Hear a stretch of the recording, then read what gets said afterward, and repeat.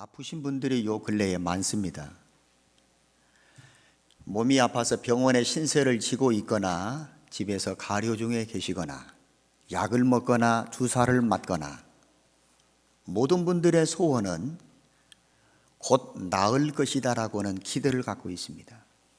아이고 이놈의 몸뚱이 이렇게 아프다가 그냥 가면 그만이지, 그렇게 생각하실 분은 절대 아무도 없을 것입니다. 조금만 참으면 나을 거야. 몇 번만 약을 더 먹으면 괜찮아지겠지. 그래서 그런 기대와 소망, 이걸 가지고 아픔 가운데서도 참고 투병하는 것입니다. 아픈 사람들의 기대와 소망이 뭐 있겠습니까? 빨리 낫고 싶은 거예요. 지금은 아프지만 곧 나을 것이다. 경제적으로 모자람과 또 가난 속에 힘겹게 살아가는 성도들의, 일반인들의 여러분 마음과 생각은 뭡니까? 아이고 이놈의 세상 이렇게 살다가 가난 속에 파묻혀서 이렇게 허덕이다가 죽는 거 아닌가? 그렇게 부정적으로 생각해서도 안 되고 그런 마음 갖는 분들은 절대 있어서는 안 될 것입니다. 지금 현재는 가난 속에 내가 허덕이지만 언젠가 우리의 가정도 경제적으로 여유가 있고 좀 경제적인 필 날이 있겠구나, 이런 기대를 갖고 사는 거예요.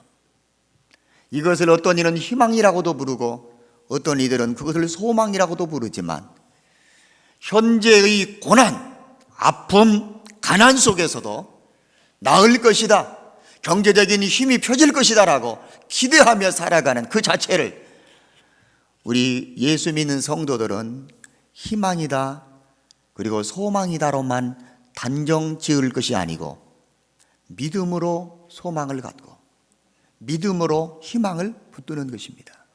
저는 그것을 여러분에게 말씀을 드리고자 합니다.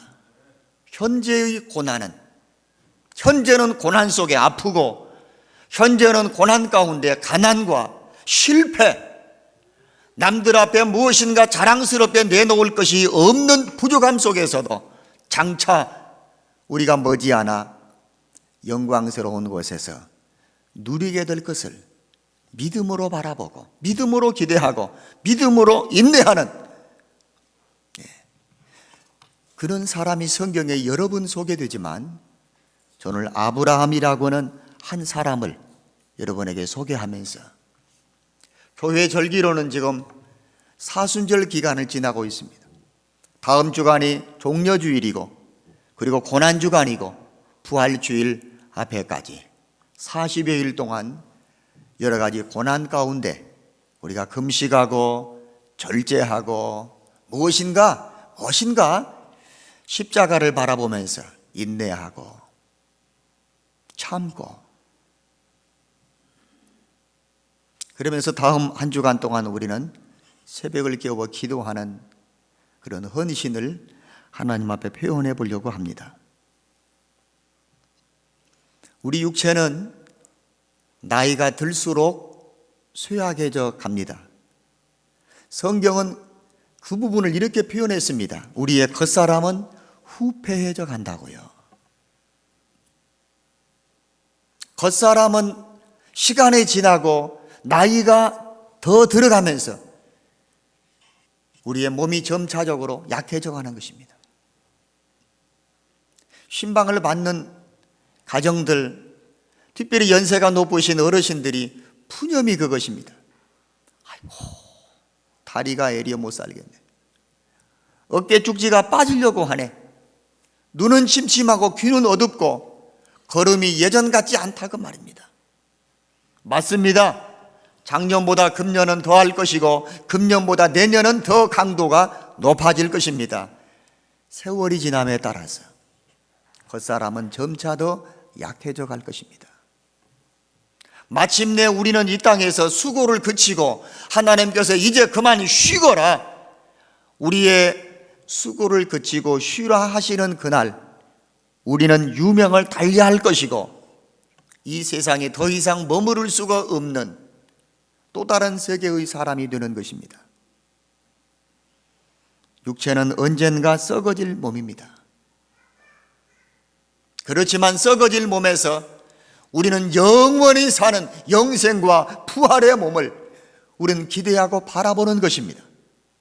현재는 썩을 몸을 가지고 있고 갈수록 후패져 가고 갈수록 또 약해져 가는 연약한 몸을 가지고 있지만, 이 몸을 가지고 영원히 썩지 아니할 영원한 나라에서 영생할 수 있는 아름다운 그 소망을 우리가 믿음으로 기대하고 바라보며 사는 것입니다. 그의 주인공 한 사람 아브라함입니다. 그런 의미에서 우리의 믿음의 삶을 산다는 것은 이 세상에서 어떤 것과 비교할 수 없는 큰 생명을 소유하고, 우리의 진정한 자랑은 돈이 자랑되는 것이 아니라, 건강이 자랑하는 것이 아니라, 지위와 명예를 자랑하는 것이 아니라 믿음의 부자 되기를 소망하고 큰 믿음 가진 것을 자랑하고, 그렇게 큰 믿음을 가진 성도를 존경해야 할 것입니다. 교회는 믿음을 가진 성도들이 믿음으로 기대하고 믿음으로 소망 삼고 썩어질 몸을 가지면서도 영원히 부활할 그 나라에서 주와 함께 영생복락 누릴 것을 믿음으로 기대하며 나아가는 그런 성도들의 모임이 바로 교회입니다. 믿음의 삶이라는 것이 무엇인가?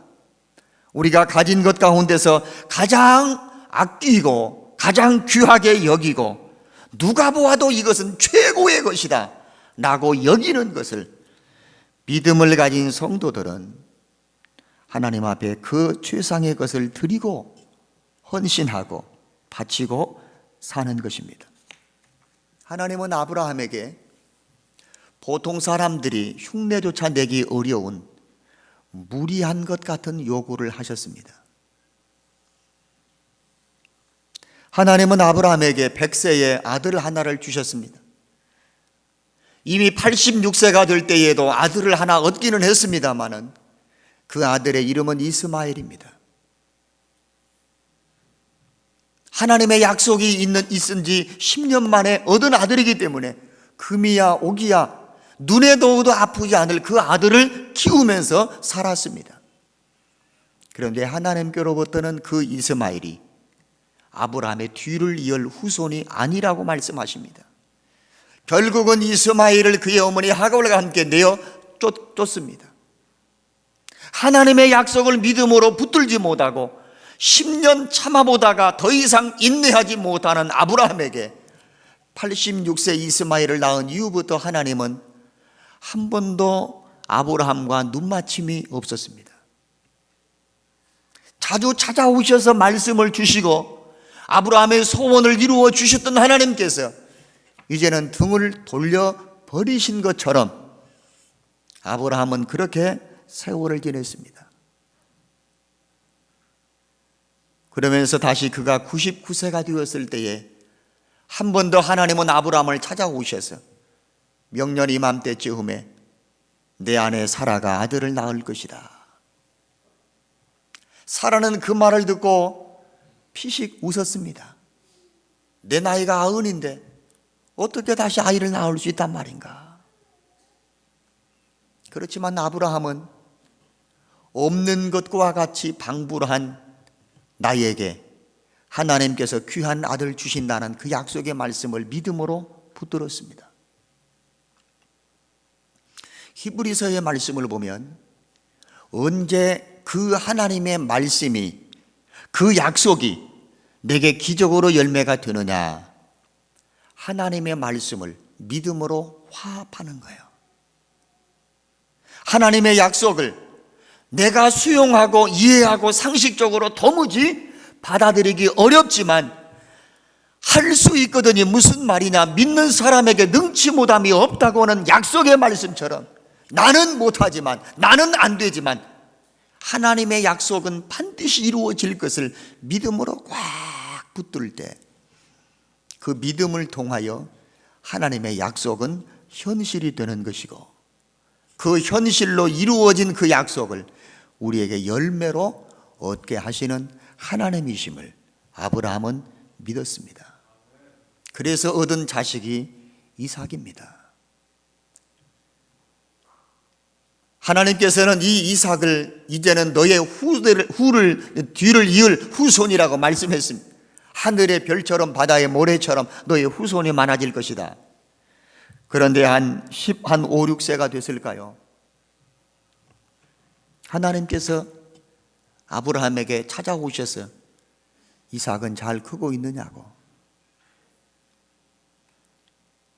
이삭의 몸은 아프지 않느냐고 몇 마디 안부차 물으시면서 이삭을 내가 지시하는 곳으로 데려가서 나에게 번제로 제물을 삼아 바치라고 하십니다. 차라리 동네 본토 가족, 우리 유지들이 살고 있는 본토 친척 그곳을 떠나라고 하는 것은 떠나면 그만입니다. 그러나 포기하면 그만이고 떠나면 그만이지만 15, 16세 정도가 됐을 건장하게 바르게 자라가는 그 자식을 죽여서 번제로 바치라고 하는 하나님의 그 요구와 명령은 아무리 믿음이 있는 아브라함도 선뜻 순종하기 어려울 듯 싶습니다. 그런데 오늘 히브리서 11장의 말씀에 보니까 하나님은 아브라함을 시험하셨다고 했습니다.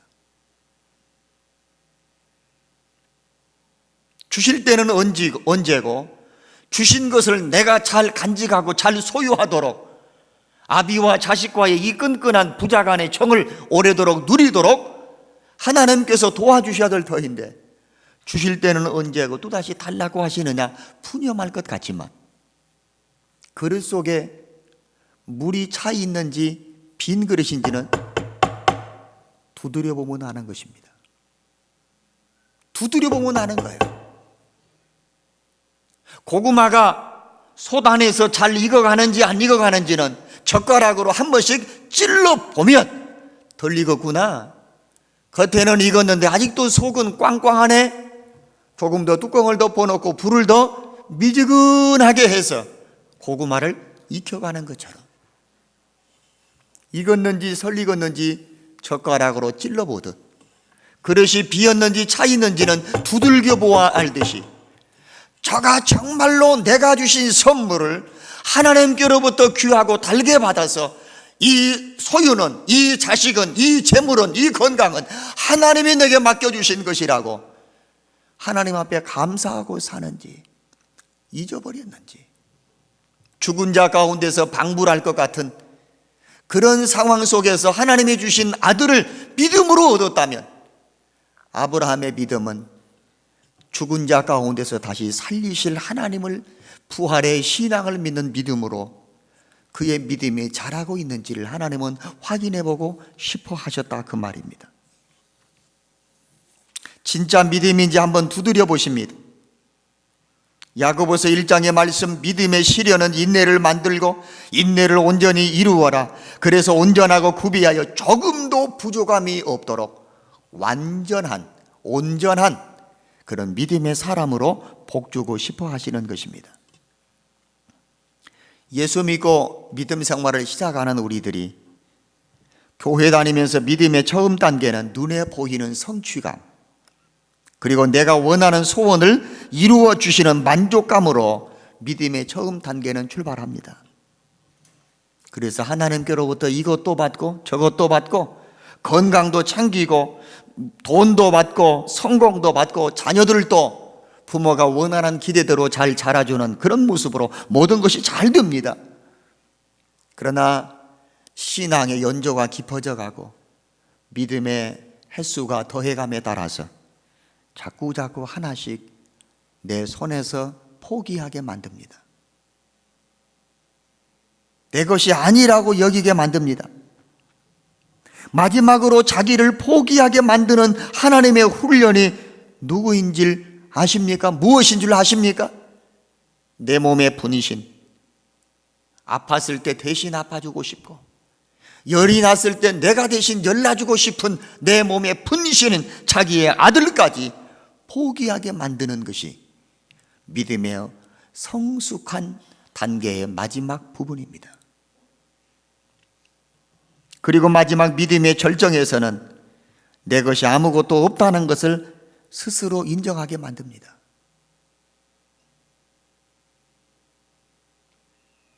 창세기 22장에 이 사건의 내용 전체가 담겨 있는 성경 속에 하나님께서 아브라함의 이 헌신과 순종의 모습을 통해서 아브라함아, 되었다.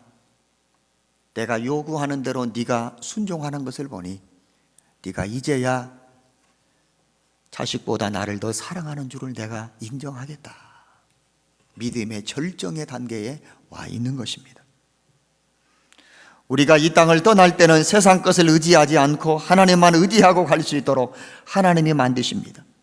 생명을 포함해서 모든 것이 주님의 것이고 하나님의 것으로 내게 잠깐 맡겨준 것임을 철저하게 인식시켜 주는 것입니다. 좋은 의미이든지 안 좋은 의미이든지 예수 믿는 성도들에게 자녀로 인하여 고민하게 되든지 자녀 때문에 근심이 앞서든지 자녀 때문에 무릎 꿇고 하나님 앞에 기도하게 만드는 자녀의 문제가 여러분의 삶 속에 가장 큰 비중을 차지하고 있다면 여러분들 믿음의 연단 속에 하나님이 나를 믿음의 연단 속에 거의 나를 최상의 자리로 오게 하시는 그런 시험인 것을 우리가 인정해야 합니다. 내 믿음을 좀 더 나은 정상의 자리로 끌고 가시려고 하는 하나의 연단의 과정이라는 것을 알고 자녀의 문제, 진로, 혼인, 취직 이 모든 문제를 하나님이 나를 더 믿음으로 성숙시키고자 하시는 연단의 과정인 줄 알고 겸손하게 엎드려 있어야 합니다. 그 자녀는 내 자녀가 아니라 하나님의 자녀요, 하나님 우리 가정에 맡겨주신 자녀요. 그러기 때문에 그 자녀의 앞길과 장래도 내가 고민하며 염려하고 있는 그 문제도 하나님께서 길을 열어주시고 매듭을 풀어주셔야 되고 하나님께서 복 주셔야 되는구나. 여러분의 손에서 놓아 하나님의 손에 붙잡힐 수 있도록 믿음으로 자녀들을 하나님 앞에 내어 놓아야 할 것입니다. 그게 여러분의 믿음의 아름다운 정상이요, 끝이요. 돈은 있다가도 없을 수가 있습니다. 지위와 명예도 잃었다가 다시 얻을 수가 있습니다. 건강도 아팠다가 잃었다가 다시 회복하고 치유될 수가 있습니다.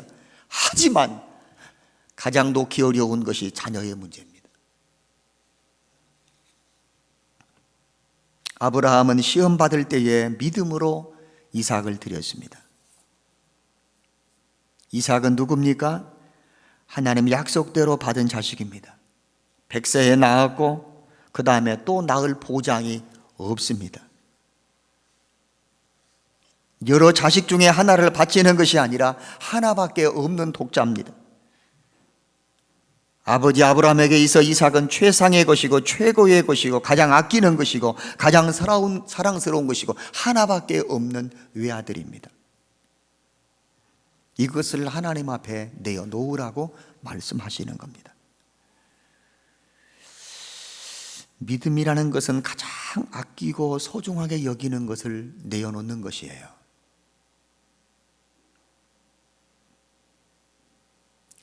현대를 살아가는 우리들에게 돈보다 더 귀한 것은 시간입니다.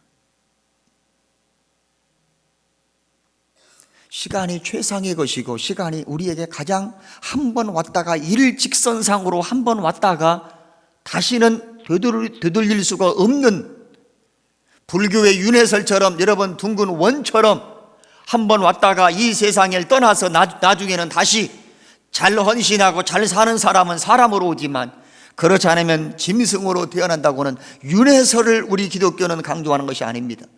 한 선상을 왔다 가는 거예요. 한 번 가버린 시간을 다시 되돌릴 수가 없습니다. 시간이 귀합니다. 하나님께 드리는 시간, 하나님께 드리는 제물, 하나님께 드리는 헌신과 봉사, 하나님께 내어 드리는 것이 어떤 질의 것인 정도를 여러분 스스로 한번 물어보십시오. 가장 귀한 것을 드립니까? 쓰고 남은 것을 드립니까?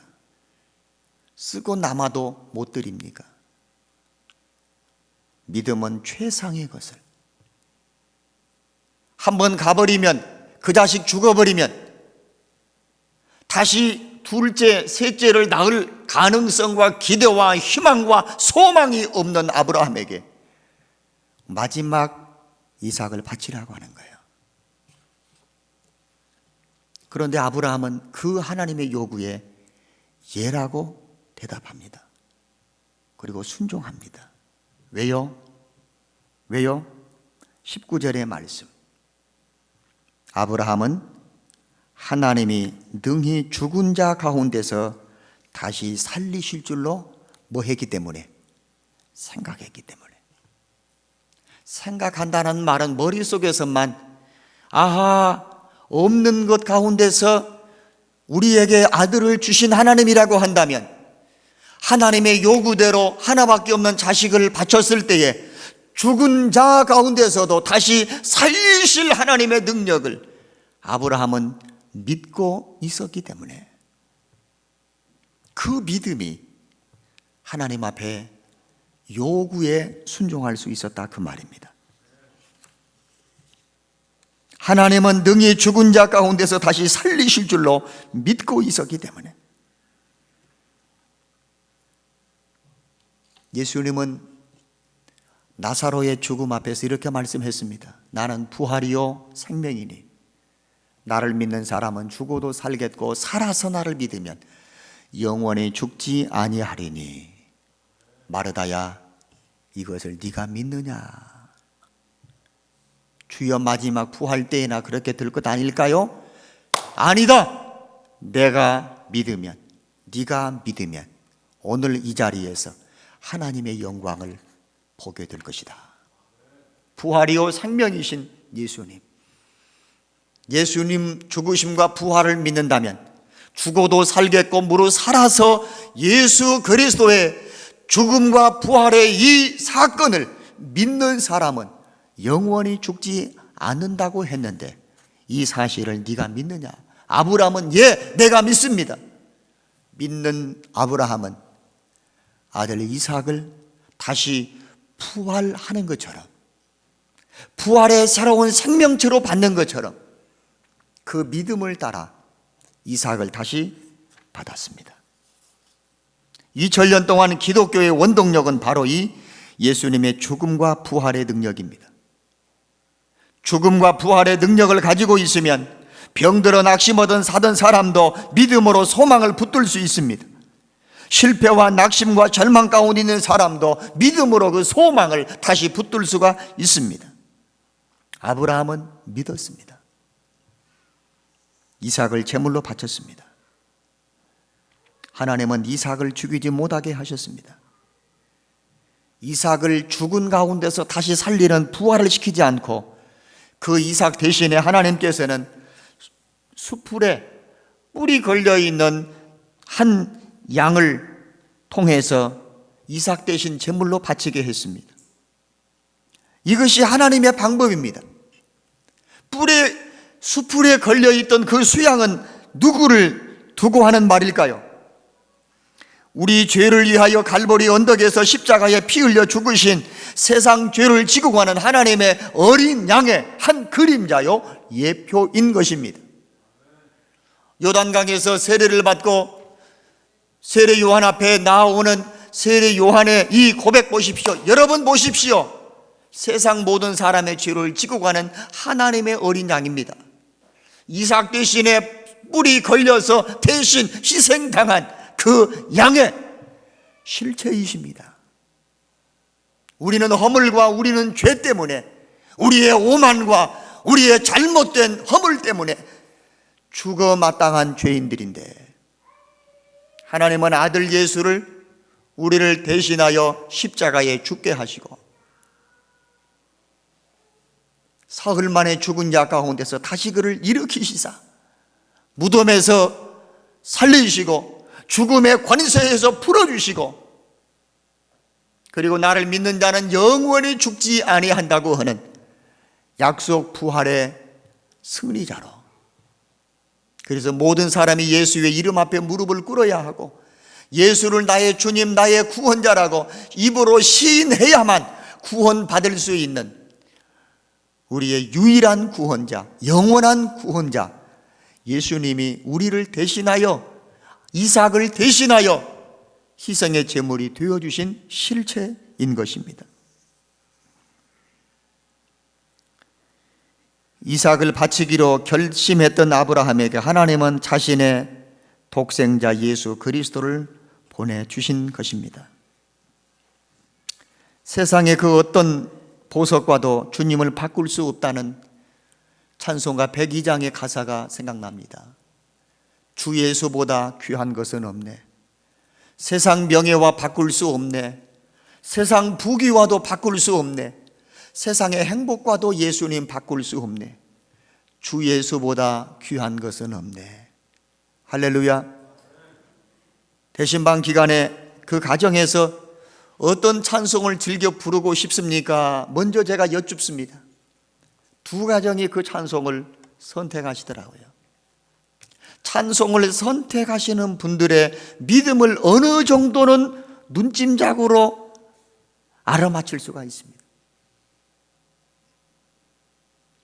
예수님을 세상 부귀와 세상 명예와 행복과 바꿀 수 없는 분이라고 그 찬송을 좀 우리 가정이 부르고 싶어 하시는 분들은 주님을 내 모든 삶의 최우선으로, 세상의 어떤 것과 주님을 믿는 믿음은 바꿀 수 없다고 하는 신앙의 고백이 그 찬송 가운데 담겨져 있기 때문에 앞으로 남은 신방을 받을 성도 가정 여러분도 아, 그렇구나, 목사님이 백이장 부르면 좋아하시는구나, 제가 좋아하는 게 아니라 여러분들의 믿음과 신앙의 고백에 담겨있는 찬송이기 때문입니다. 자식을 하나님과 바꿀 수 있습니까? 세상 부귀와 행복과 명예와 바꿀 수 있습니까? 여러분이 애지중지하는 귀금속 보석과 바꿀 수 있습니까? 바로 이것입니다. 고난주간 앞두고 사순절 기간을 보내면서 주를 믿는 믿음이 세상에서 가장 값진 것이고, 예수 그리스도를 믿는 이 믿음 하나면 하나님의 영광을 볼 뿐만 아니라 세상의 그 어떤 것과 비교할 수 없는 영광스러운 부활의 소망을 우리에게 주시고 아버지의 영광을 보게 하시고 세상에서 전혀 기대할 수 없었던 큰 기적을 우리에게 보여주시는 축복이 있을 줄로 믿습니다. 예수님은 한 알의 밀알로 땅에 떨어져 죽기 위하여 오신 분입니다.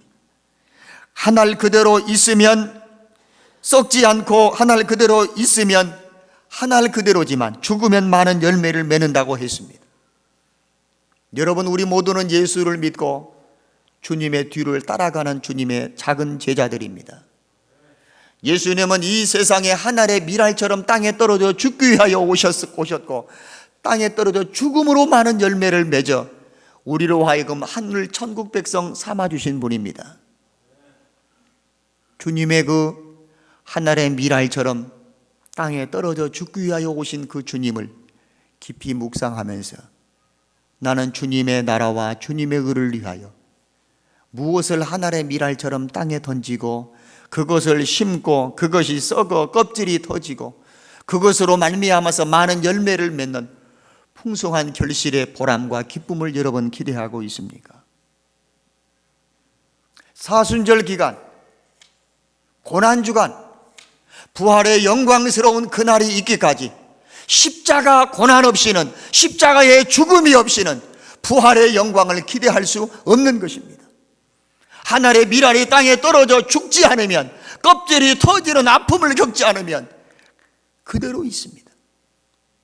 그러나 땅에 묻히고 그곳에서 껍질이 터지고 새싹이 올라오고 따가운 햇살과 강한 바람 때문에 혼자의 힘으로 견디기 어려운 그 여린 새싹일지라도 땅에 떨어져 죽으면, 자신을 희생하면 부모의 희생과 시편의 126편의 말씀처럼 눈물로 뿌려놓은 씨앗은 반드시 기쁨으로 단을 거둔다고 했으니, 고난주간을 앞두고 사순절 기간을 지내는 동안 하나님 앞에 시간을 드리기를 아까워하지 마십시오. 봉사와 헌신의 기회들을 주님보다, 예수 그리스도를 믿는 믿음보다 더 아끼지 마십시오. 세상 부귀와 명예와 행복과 바꿀 수 없는 예수 믿는 믿음이 가장 값진 것이고 소중한 보화가 되는 것입니다. 이 믿음으로 아브라함처럼 하나님의 영광과 그리고 죽은 자 가운데서 다시 살리시는 부활의 은혜도 경험하고, 우리를 대신하여 아들 이삭을 대신하여 예수 그리스도를 보내주신 하나님의 큰 사랑을, 여러분이 말씀을 묵상하고 새벽을 깨워 기도하고 하나님 앞에 헌신하면서 아들을 대신하여 양을 보내주신 하나님의 큰 사랑, 예수 그리스도를 보내주신 하나님의 큰 사랑을 여러분 모두가 경험할 수 있기를 축복합니다.